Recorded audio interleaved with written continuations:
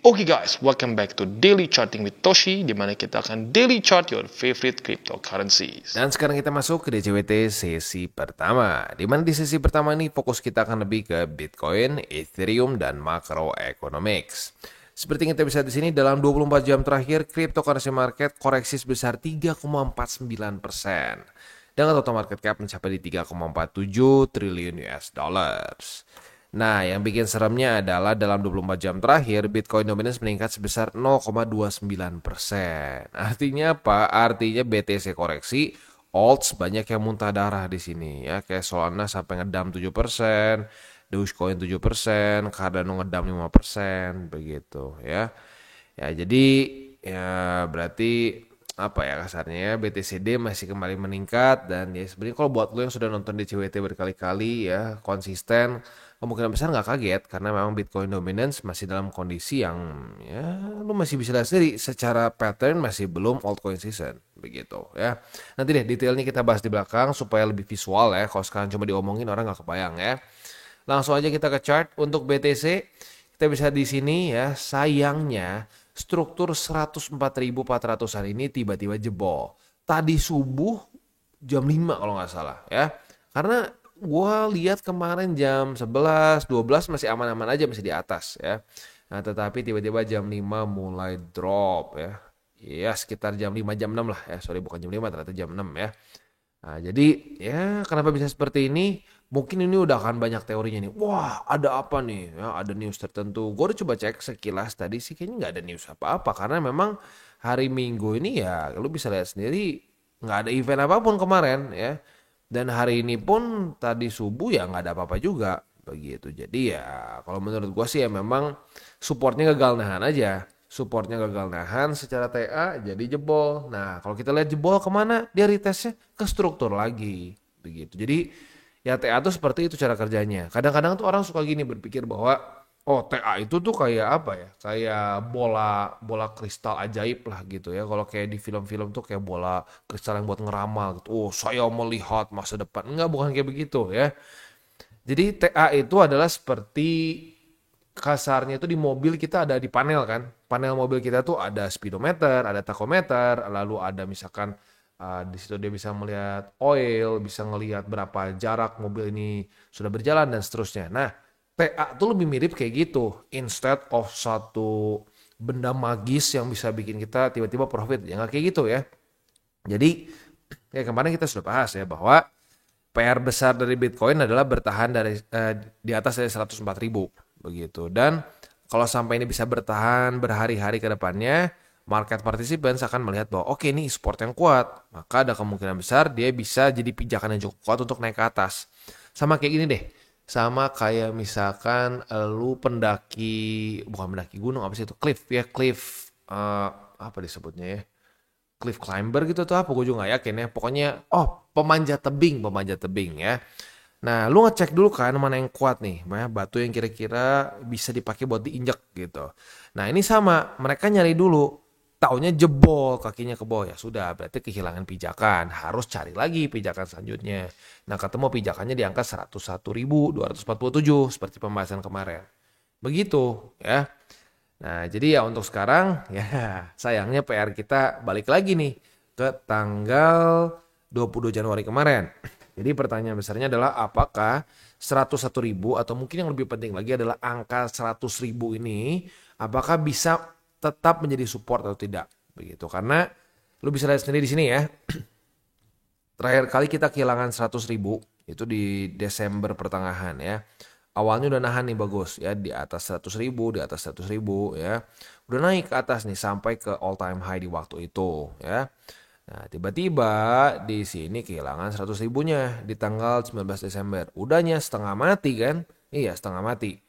Begitu. Jadi ya itu dia kenapa ya kita perlu terus mempertahankan 100.000 karena itu adalah angka psikologis. Begitu. Sama kayak gini deh. Lo ngelihat misalkan ini depannya 100.000 sama 90.000 itu udah beda mentalnya. Walaupun 99.000, 99, 99 gitu ya. Itu secara psikologis udah wah turun nih. Tapi kalau orang yang nggak terlalu sering lihat market, masih 100.000 lah. Masih 100.000 masih aman. Itu psikologinya sama kayak lu ngelihat barang murah 99.999. Itu 100.000. Tapi di otak orang kadang-kadang berpikir, oh itu 90-an, 90 ribuan. Padahal itu 100.000. Begitu. Nah itu juga ada efeknya di market.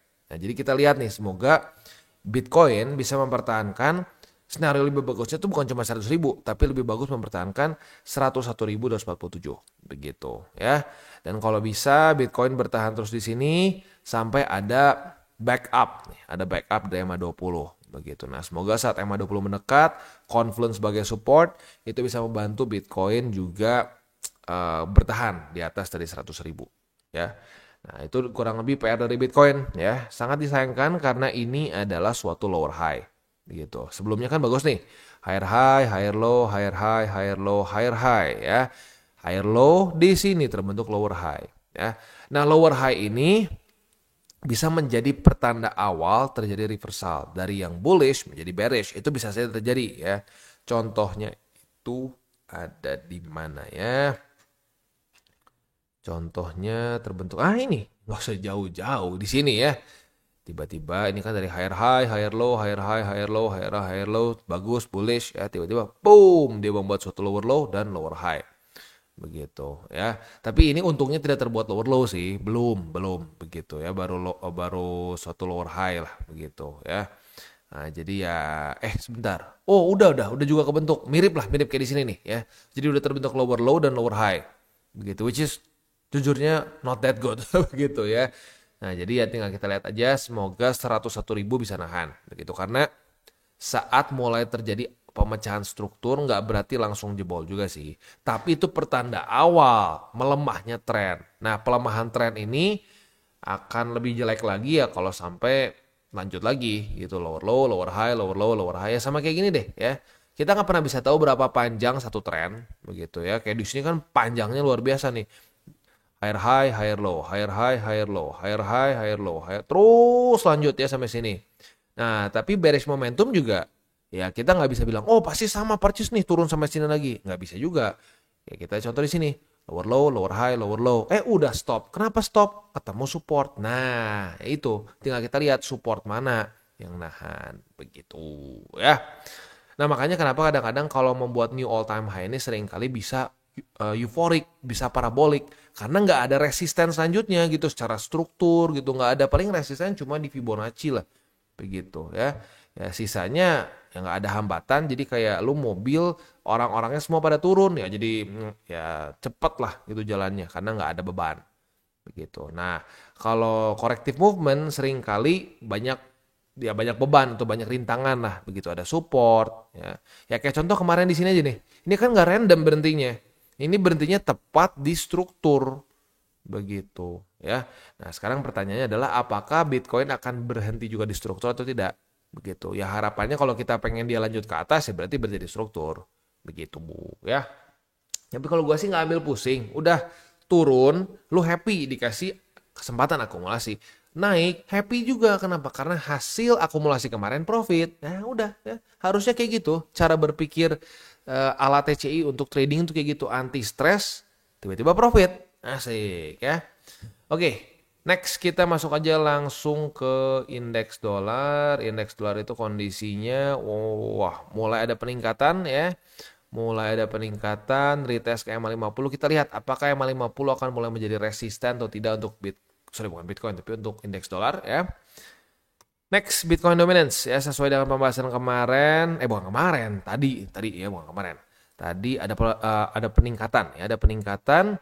Kalau ngomongin daily close-nya itu tepat sekali di angka 58,99. Ini jujurnya jarang ya bisa tepat ya. Lu bisa lihat sini close-nya ya, yang C itu ada OHLC. C itu close di angka 58,99. Itu literally pas di sini. Jadi technically speaking masih reject secara daily close. Tetapi opennya di atas. Begitu. Jadi ya technically terjadi reclaim sih ya. Terjadi reclaim karena opennya lu bisa lihat di sini ya. Opennya itu di angka opennya di angka masih sama persis deh. 58,99 gitu. Jadi ya masih dalam kondisi nanggung lah ya, tapi intinya suka nggak suka ini adalah efek dari, kalau menurut gue ya menurut gue ini adalah efek dari balance sheet begitu, karena balance sheet saat terjadi data bahwa dia mulai flat sini, mulai turun nih Bitcoin dominance. Tapi waktu keluar lagi data dia turun, market langsung naik, turun lagi, naik lagi. Begitu. Jadi ada ngaruhnya begitu ya. Sekali lagi ya, ini terjadi kenapa? Karena balance sheet-nya itu memang lagi QT, turun terus begitu. Nah, berbeda dibandingkan dengan kalau misalkan di sini. Soalnya ada yang nanya, "Bang, ini harus ya Bang ya? Harus dari begini naik baru altcoin season?" Sebenarnya nggak harus persis kayak gini. Ada juga contoh lain altcoin season yang tanpa QT. Ada nih kayak di sini nih. Ya ini kan bukan QT, ini dia flat. Naik, dibilang naik banget juga enggak, dibilang turun juga enggak. Ya nggak benar-benar turun juga gitu ya. Jadi bisa aja kalau flat seperti ini. Tapi permasalahannya kita nggak flat kan. Ya lu kalau bilang nih flat berbohong begitu karena dropnya ekstrim kan. Udah kayak roller coaster bahkan. Kalau mau ngomong angle of attack-nya lebih parah dibandingkan dengan cycle sebelumnya malah. Begitu. Nah, historically yang kita punya adalah saat seperti ini ya Bitcoin season. Begitu. Saat altcoin season itu adalah waktu balance sheet mulai naik dari QT ke QE. Begitu ya. Oke. Itu kurang lebih untuk BTCD-nya. Selanjutnya kita langsung masuk aja ke news. Walaupun ini bukan lebih ke news, lebih ke data aja ya.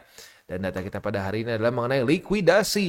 Ya, dalam 24 jam terakhir 191 ribu traders ya, bukan 191 ribu traders terlikuidasi. Gua harap ini bukan keluarga TC yang kena ya. Dan total likuidasinya sebesar 529,61 miliar USD ya. Nah setelah lihat data ini, ya gue kayaknya lama-lama berpikir ini adalah cara market untuk nge-flush. Nge-flush apa? Nge-flush orang-orang over leverage. Begitu, karena memang market ini tuh mungkin kayak apa ya? Kayak kucing. Per berapa lama sekali dia mandi. Begitu, dia suka ngejilatin badan sendiri kan, itu otomatis. Begitu, insting dia untuk membersihkan badan. Nah, market juga sama. Dia per berapa lama tuh suka punya insting untuk ya menghilangkan orang-orang yang over leverage gitu, menggorok orang-orang di market yang mungkin buat mereka ya itu kayak kotoran gitu ya. Ya itu analogi paling gampang ya, kayak kucing suka bersih-bersih badan gitu. Karena kalau mau dibilang ada news penting apa, nggak ada. Kemarin lu bisa lihat sini nggak ada. No events, bahkan nggak ada bintang 1, nggak ada bintang 2 gitu. Jadi ya menurut gua memang ya ini, apalagi dilihat dengan hasil likuidasinya sebesar 529 juta US dollar dan itu hanya terjadi dalam 24 jam. Ya, gue nggak terlalu kaget sih. Itu mungkin adalah cara market untuk bersih-bersih. Begitu ya. Dan 90% ini adalah posisi long. Ya, ini dalam 24 jam terakhir 90% yang kelikuidasi adalah posisi long. Ya, jadi kemarin sepertinya masih banyak yang overconfident bahwa market akan lanjut lagi. Begitu ya. Nah, ya itu dia pentingnya kita untuk tidak terlalu overconfident. Begitu, karena gini, kalau kena cut loss itu nggak masalah. Karena kalau cut loss itu kan artinya sesuai SOP. Tapi ini liquid. Sekali lagi, liquid itu tidak ada orang yang mendesain untuk di liquid. Begitu. Kalau cut loss ada desain untuk menjaga kan. Tapi kalau likuidasi artinya overconfident. Merasa bahwa ini akan lanjut naik ke atas. Kalau dalam 24 jam terakhir ya, datanya menunjukkan sampai 90% orang overconfident bahwa market akan pasti naik. Begitu. Faktanya tidak, nggak sesuai plan, tidak dijaga dengan baik, resikonya hancur. Begitu ya. Jadi semoga ini bisa menjadi reminder lagi untuk para keluarga besar TCI. Kalau sampai masih kena liquid ya sudah lah ya, tapi dijadikan pelajaran. Begitu, jangan sampai berpikir, "Oh, gue lagi sial." Bukan sial. Kalau lo kena liquid itu udah kacau dari awal. Begitu ya. Sial tuh apa? Lu nginjek tai anjing di jalan, nah itu sial ya. Lu nggak lihat, aduh keinjek, itu sial. Tapi kalau ini kan ada harga likuidasinya saat lu buka posisi. Nah kalau sampai market cuma gerak segini doang ya, karena geraknya dibilang gede banget, enggak loh. Lihat nggak gede-gede banget. Tapi kalau sampai cuma pergerakan segini aja kena liquid, artinya lu gagal menjaga resiko. Begitu. Nah selanjutnya sesuai sama yang kita sering ngomong ya, please jaga resiko lo. Gitu, jangan over leverage. Gitu, jangan sampai lu buka posisi yang mepet begitu, karena kalau harga likuidasi itu terlalu dekat, itu artinya apa? Lu maksain. Gitu, lu maksain dana cuma berapa, pengen profitnya nggak kira-kira. Gitu. Itu selalu menjadi penyebab utama dari orang kena liquid. Begitu. Nggak kerasa bang, nggak kerasa. Iya, kalau waktu liquid kerasa kan. Nah, ya Ya, semoga jadi pelajaran. Jangan sampai kena lagi. Begitu ya. Minimal 20% deh ya. Kalau lu cek estimated liquidation price begitu ya, minimal 20% atas bawah dari harga running sekarang. Begitu. Jadi kasarnya kalau misalkan BTC nih ya, lu buka posisi sekarang gitu ya, di harga sekarang banget gitu. Nah, lu minimal harga likuidasinya itu 20% ke bawah ya, 20% ke atas, tergantung lu bukanya apa ya, short atau long. Tapi intinya apa? Kalau sampai market bergerak 20% ke atas, lu nggak akan liquid, 20% ke bawah juga nggak akan liquid. Itu minimal menurut gua. Wah bang, kalau gini caranya nggak terlalu keras dong profitnya. Enggak, bukan seperti itu. Artinya lu selama ini salah. Lu nggak kira-kira gitu. Lu mau trading atau judi gitu ya. Karena kalau lu misalkan, bang, gue buka posisi long gede-gedean nih kemarin misalkan ya. Nah harga likuidasinya tuh ya di sinilah ya, di 102. Gimana, aman nggak bang? Ya enggak lah. Lu berapa persen tuh? Gitu. Kalau gue pribadi minimal 20, jauh dari harga running begitu ya. Ya semoga ini diperhatikan dari sekarang gitu, karena ya nggak main-main ya, 24 jam terakhir setengah M ya, setengah miliar USD, bukan rupiah. Kalau ya rupiah aja udah gede, ini setengah M dolar, bukan rupiah ya. Ya, oke ya. Oke, next economic calendar hari ini jangan lupa ya, kita akan keluar satu data penting yaitu new home sales. New home sales sekali lagi di jam 10 malam. Jadi buat lo yang punya posisi futures dekat-dekat ke jam 10, pertimbangkan untuk tutup posisi just in case volatility-nya tidak sesuai dengan harapan kita ya. Oke. Kayaknya udah beres sih ya. Makronya udah beres, selanjutnya kita masuk aja ke buy limit. Tetapi sebelum kita masuk ke buy limit, seperti biasa gue akan disclaimer dulu bahwa semua konten dari TCI bukan financial advice. Ini semua bentuknya adalah edukasi. Lalu bagaimana cara untuk mendukung TCI? Ada banyak caranya. Lo bisa like our video, bisa share our video, atau juga bisa menggunakan link referral kita di bawah ya. Dan sekarang kita akan dengar dulu pesan-pesan dari sponsor kita pada hari ini. Oke, today's video is brought to you by Bitonix, di mana sekarang TCI sedang ada kerja sama dengan Bitonix dan lu bisa mendapatkan deposit and trade event senilai 70 USDT dalam bentuk futures bonus ya. Dan ini tentunya bisa digabung juga dengan welcome bonus dan juga trading rewards yang sudah ada langsung dari Bitonix. Begitu. Jadi ada ekstra lagi keuntungannya bila lu menggunakan link referral kita di bawah ya. Ekstranya tepatnya sampai 70 USDT. Langsung kita bahas ya. Jadi event ini berlangsung dari tanggal 14 Januari sampai tanggal 1 Februari. Jadi masih ada waktu yang lumayan lama lah, sekitar setengah bulanan buat kita bisa ikutan eventnya ya. Welcome bonus sekali lagi ini ada sampai 5.500 USDT dalam bentuk futures bonus yang lo bisa dapatkan. Gue udah sempat bahas di video gue kemarin ya. Buat lu yang pengen tahu detailnya boleh ke video itu. Lalu juga di sini ada deposit reward yang spesifik untuk TCI. Jadi buat lu yang menggunakan link referral kita di bawah bisa mendapatkan si extra deposit bonus ini ya. Deposit 50 USDT bisa mendapatkan 20 USDT, 100 bisa mendapatkan 50 USDT dalam bentuk futures bonus yang sekali lagi lu bisa pakai untuk trading futures dan profitnya tentunya bisa lu WD. Asik ya. Nah, untuk trading rewards di sini apabila volume lu lebih dari 10.000 USDT lu bisa mendapatkan sampai 20 USDT futures bonus. Ini untuk terms and conditionnya. Satu mungkin yang harus kita perhatikan adalah aktivasi untuk futures bonus yang valid untuk 7 hari dari date of issuance. Jadi pastikan saat lu sudah mendapatkan bonusnya diaktifkan dulu. Sisanya sih ya kayak biasa. Tapi buat lu lebih baik baca dulu semua terms and conditionnya. Kalau semua udah oke, nggak ada masalah, nyaman, silahkan dilanjut ya. Dan buat lu yang belum punya akun di Bitonix, pertimbangkan untuk menggunakan link referral kita di bawah untuk bisa mendapatkan event deposit and trade dan juga mulai trade di Bitonix. Langsung aja masuk ke Bitcoin. Untuk Bitcoin posisi long kita berarti kena cut loss ya. Retest 1, retest 2 sayangnya jebol, daily close di bawah ya sudah ya. Sekarang langsung ke spot ya. Tar. Hari ini ada retest pertama di angka 101.247. Kita lihat besok pagi. Kalau besok pagi jam 7 daily close dari Bitcoin masih di atas dari 101.247, kita bisa limit posisi long, retest kedua kebuka posisi longnya ya. Nah, target TP-nya boleh pertimbangkan yang konservatif di sini 102.300 lebih 300 USD dan yang lebih agresif di angka 104.446 ya. Posisi spot di angka 101.247, MA20 dan juga di 99.000 lebih 51 USD yang sebentar lagi akan confluence dengan MA50 sepertinya ya. Next kita masuk ke Ethereum. Untuk Ethereum kondisinya itu kita belum ada setup futures ya, karena kemarin langsung jebol juga. Jadi ya kita lebih ke spot dulu aja. Untuk spotnya BSB atas sudah dapat, lalu di angka 3158,8 dan MA 200 ya. Itu kurang lebih untuk DCWT sesi pertama ini. Sebelum kita tutup seperti biasa gua akan ingatkan 3 golden rules. Jangan pakai uang panas, jangan over leverage, berpikirlah jangka panjang. Oke guys, jadi itu adalah akhir dari segmen DCWT kita pada hari ini.